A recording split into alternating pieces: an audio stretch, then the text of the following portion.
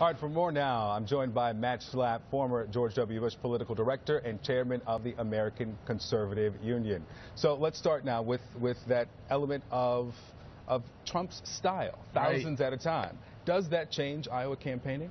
Well, you got to do what your candidate is good at. And I think Trump and his team knows that he can grab a big audience and really speak to them and connect to them. It's what he's good at. Maybe he's not so good at these other things. We're gonna find out. But it's very controversial in a state like Iowa or a state like New Hampshire. These people are used to you going to their door, knocking on it, shaking their hand, looking them in the eyes, and telling them why they deserve your vote. So there's no question this is very unorthodox behavior in Iowa. Let's talk about something that came out from Eric Bradner from CNN Politics, first on CNN, that Barbara Bush, former First Lady, Jeb Bush's mother, obviously, will be joining the campaign trail in New Hampshire. Yes. Impact. I think it's a big deal. Barbara Bush has got to be one of the most popular human beings who have ever walked the earth. She's a revered figure, and especially in that area of the country. And I think it really shows how Jeb Bush is all in still.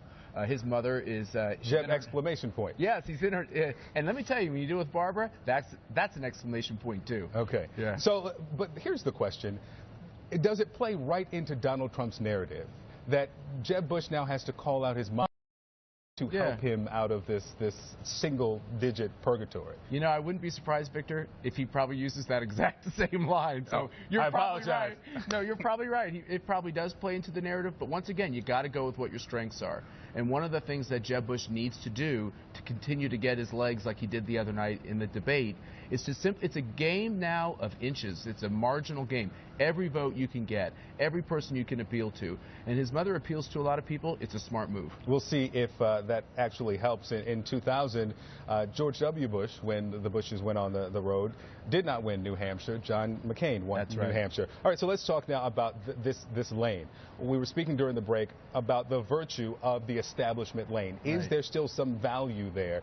You take question with the term establishment. Yeah, well, I worked for George W. Bush in the White House. Yeah. So did my wife. But I'm a movement conservative.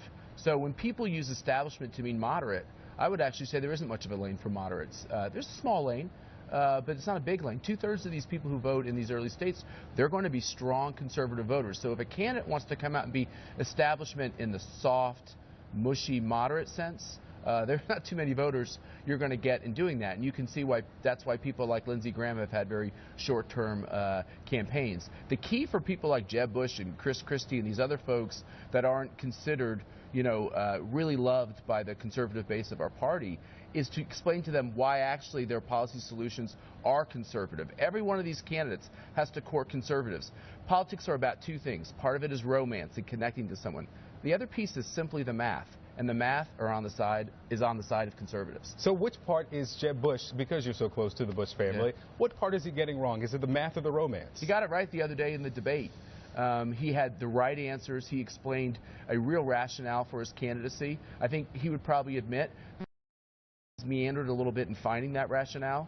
And the fact is this: the Republican Party has changed, and the number one thing they want to see in a candidate is someone who is strong, be a leader, take on ISIS, fix our borders. They want somebody who will take on the Obama agenda, and it's all about strength. And you know who projects strength so well? Donald Trump. So it's not really a surprise that you're seeing that happen with all these polls and results that will start happening on Monday. And not just overall, in general, specifically on all of those issues, Donald Trump is winning with voters. That he will be strongest to take on all of those. Matt Schlapp, thank you.